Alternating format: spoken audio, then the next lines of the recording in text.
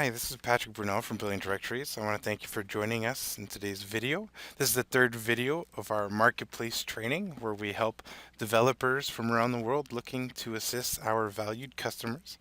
Also, it's quite possible you are one of our customers and you're just looking to learn more about the platform and try to complete some customizations on your own. In the first video, we went over how to completely customize the home page as well as to create landing pages using third-party Bootstrap templates. In the second video, we looked at customizing or creating new membership features. And this ties into today's video, which is the database itself. So I'm going to log into one of my existing websites with Brilliant Directory so we can have some actual data to look at. This is the database structure. You can access the database structure by going to the Developers tab. You'll see a MySQL option, and that'll log you in automatically so you can have access to everything that I'm looking at here. I figured since we finished with membership features in the last videos, I would start off with that. The first thing I want to show you in the database structure, we're not going to go over every table, but I will go over what I consider to be the essentials. You do have data categories. So if we click on that, you're going to see that these are all the membership features that come with the software. Each data category has a data type and a data ID. Features can share data types, but they obviously cannot share a data ID. So if you create a new feature, it's going to automatically assign a custom ID for that particular feature. Features are then divided into two types of posts. You have single image posts, like a coupon has one image that you upload, a video has one image that you upload, and then photo album posts, multi-image upload posts. So a properties feature, for example, has a photo album. The photo album feature has a photo album. So you need to understand what type of data it is first, and then to know where to go to find it. So for single image posts, you're going to want to go into the table data post. So we'll go ahead and click there. And you're going to see here all the different post IDs. Every time we add a new post, it's going to be assigned a unique ID automatically by the system. Here we have the data types and of course the all-important data IDs that tell the system what type of data it is so that it knows where to place that particular information. If it's a properties, for example, then in that case, we're going to go to the users portfolio groups. These are going to be the photo album themselves. So here we can see the user ID, of course. This is the member that uploaded it, and the group ID. So since it's an album, the individual photos, of course, need to know which album they need to be linked to. So those will be found in the data table called users portfolio. So if we go to users portfolio, you're going to see all of the different images that have been uploaded into the database. Of course, they're not stored here. This is just the structure of how they're called. So if you ever need to export or import, you're going to know where to go. And with this information, you should be able to take it from there. Another critical data table, of course, is the users data table.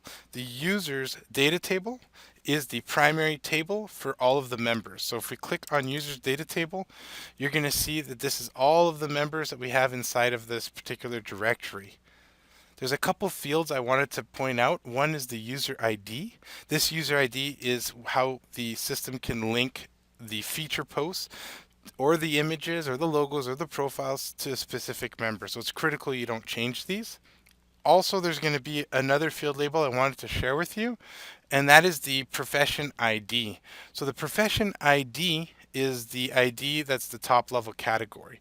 So we're going to go near the end here. So this profession ID is the top level category. It's a numerical value, but the actual top level category itself is stored inside of the list profession. So if we were to click there, you would see that the numerical value 11 is linked to a specific top level category. That's how the system knows what to display. Another important number here to look at, or variable, my apologies, is the subscription ID. This is what's tied to the membership level itself. So membership level, maybe the bronze is subscription ID 8. So that's how I know that that member's linked to this specific ID. So I invite you to see what other information you can use in your development of the software, but basically this is where all the default variables are when they fill out the contact details form, the listing details form, the about me form. But what if you add a custom variable to the members, or you want to import custom variables. Excellent question. So if I want to import a custom variable, I want to make sure that I go to the form manager and I add it to a form before importing it. So I'll add it to the contact details form or the listing details form. What it's going to do is it's going to every time a member adds information to that custom variable or you import information to that custom variable, it's going to be stored in a table that's called users meta. That's what makes this a very powerful software. Essentially, it's a flexible database. So all of these custom variables that you add into the system, regardless of it being on whichever of these forms, you're always going to be able to find it here. So this is where you need to go look for those custom variables you're adding to the system. One final thing I want to show you that I think is very helpful are the sub-level categories and how those are handled in the system. We have a data table that's called rel services.